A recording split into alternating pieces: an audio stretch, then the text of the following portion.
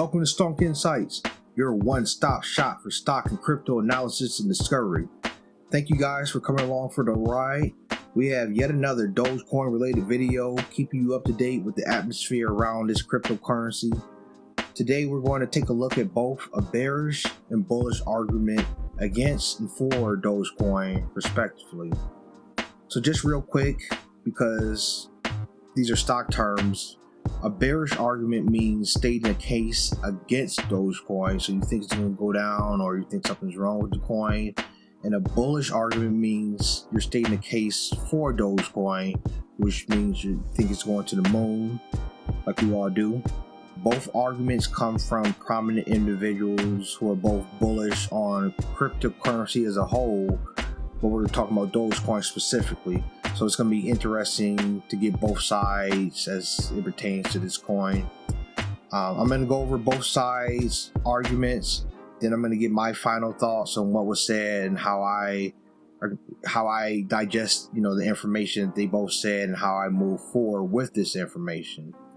As always, make sure you subscribe before you leave and smash that like button for the Dogecoin guys. Let's get into it. Alright, so we're starting off with the bearish argument from the CNBC article. It was published yesterday. Crypto bull calls Dogecoin a mania and a bubble and says her firm hasn't touched it. So this crypto bull is Meltem Demirors. She's the CSO of CoinShare, which they invest in various types of cryptocurrencies. So just look at this article, some key points to take. First, Meltem believes that what's happening right now is a mania. I don't really know what that means. They say that Dogecoin is not for them. Their firm hasn't produced an analysis on Dogecoin for a reason. We're going to see what that reason is. CNBC's Jim Cramer also dismissed Dogecoin rally, saying that buying it is gambling, not investing. Wait a minute. Is this the same Jim Cramer which on January 25th, 2021, when GameStop was floating around $76, that he told you to not invest in GameStop? Get out now. Save yourself. Jim Cramer said that. I remember that.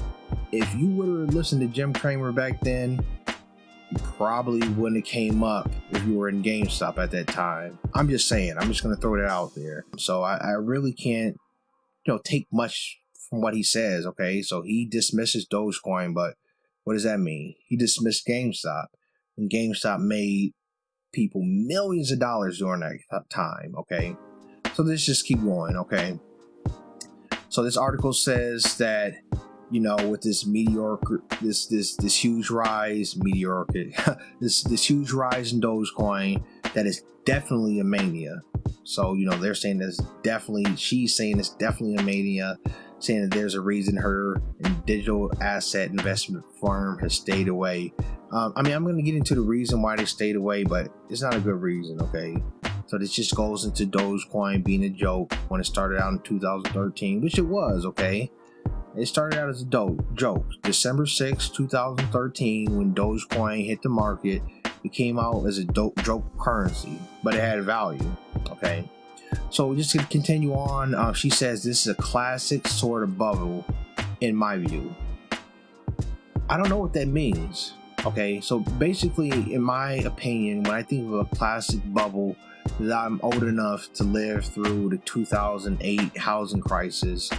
When I think of a bubble, I think of something that is going to cause, financial markets to crumble. Okay, or let's say this is in the cryptoverse.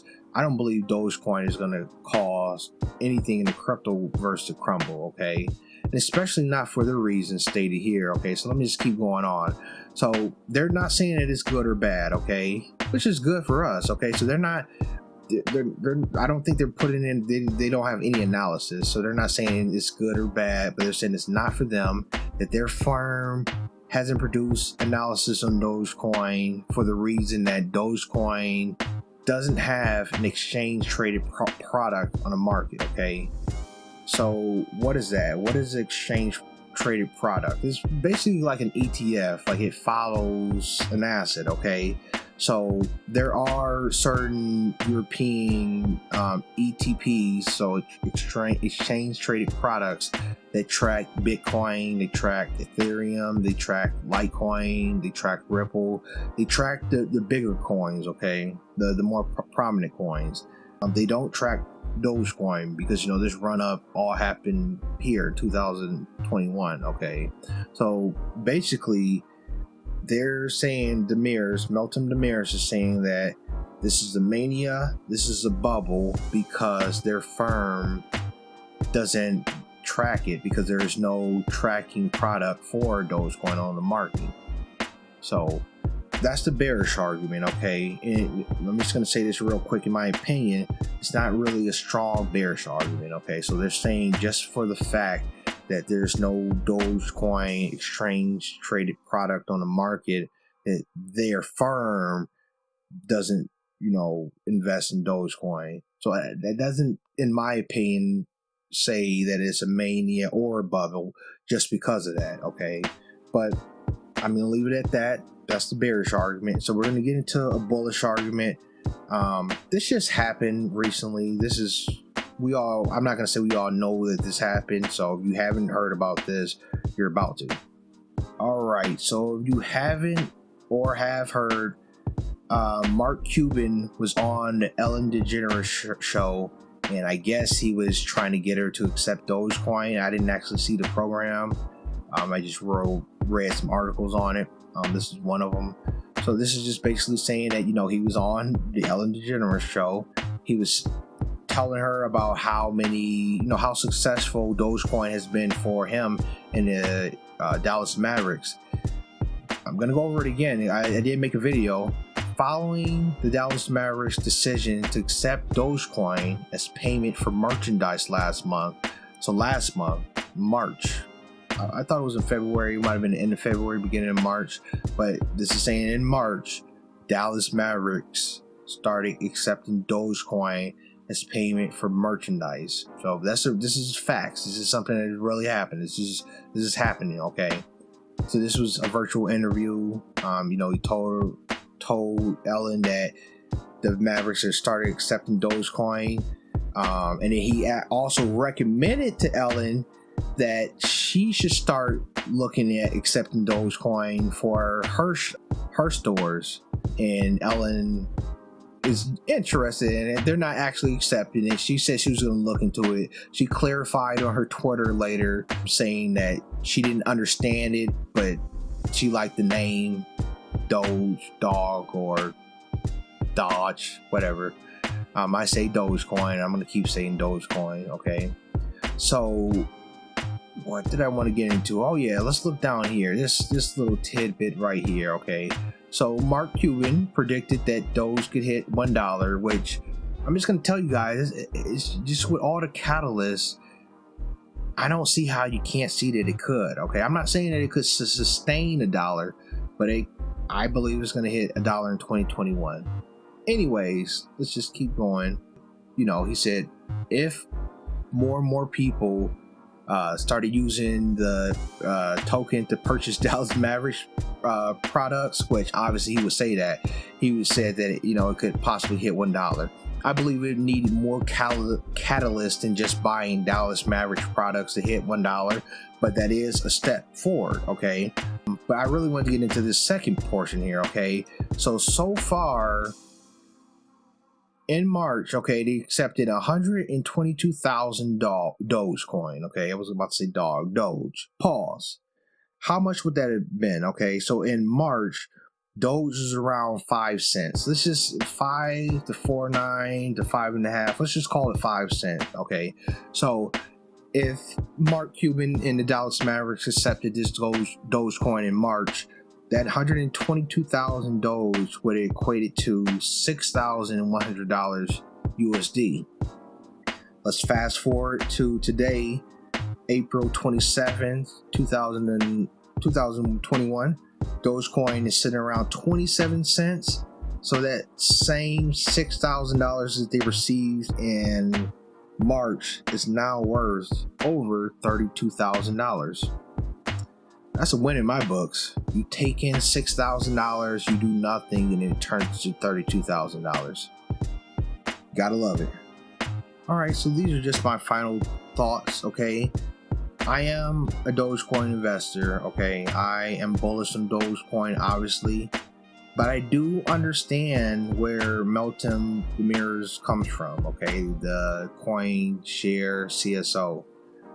I understand where they come from, okay? There's just some individuals out there who just simply want home run investments without any speculation. They don't want to go into any penny stocks. They have certain hard rules that they go into when they go into an investment, okay? I get it. They want safer options, like Warren Buffett, who's arguably the most successful investor in our history. But even during the GameStop run-up, do you think he would have told you that GameStop would have been a good investment or a bad investment? He would have told you it would have been a bad investment. And he could have potentially cost those who would have listened to him, those who think he is, those who know that he's the greatest investor, he could have turned them away from investing in GameStop and cost them millions. I'm not saying that, he would have did that. And I'm not saying that either Meltem Demirors or Warren Buffett are wrong in their ideology. Far from it. All I'm saying is that there's more than one way to skin a cat, okay? There's the clean way. You can invest in ETFs. You can invest in things that's going to get you there. It's going to get you there in the long term, but it's going to get you there. You're going to get your 8% return, okay? There's the messy way. There's the way when you invest in GameStop. There is the way when you invest in Dogecoin, even though I don't think it's the messy way. But compared to how they look at these assets, there's a messy way. But neither way is wrong. It just means that it's the wrong way for you. Probably not the wrong way for me. And that's how I take Meltem Demirors' statement. Dogecoin is just not for their investment group. It's not solid in their eyes, okay? That has nothing to do with us. That has nothing to do with those who have the foresight to invest in Dogecoin. We went over wallets, okay? We went over the richest wallets. We went over the richest dormant wallets. There's people who's been investing in Dogecoin since 2013 when Dogecoin initially came out, and they haven't sold. They have not sold. I mean, they could be dead wallets, they could be deceased, or they could be investors who are holding on to a treasure knowing that it's going to $1, knowing that it's going farther than $1. Okay. So with more retailers that's accepting Dogecoin, it just goes against the bearish argument. To the contrary, with more retailers accepting it, it just legitimizes the coin further and further, and it's just making a stamp on history that some memes can make a difference. So what do you guys think?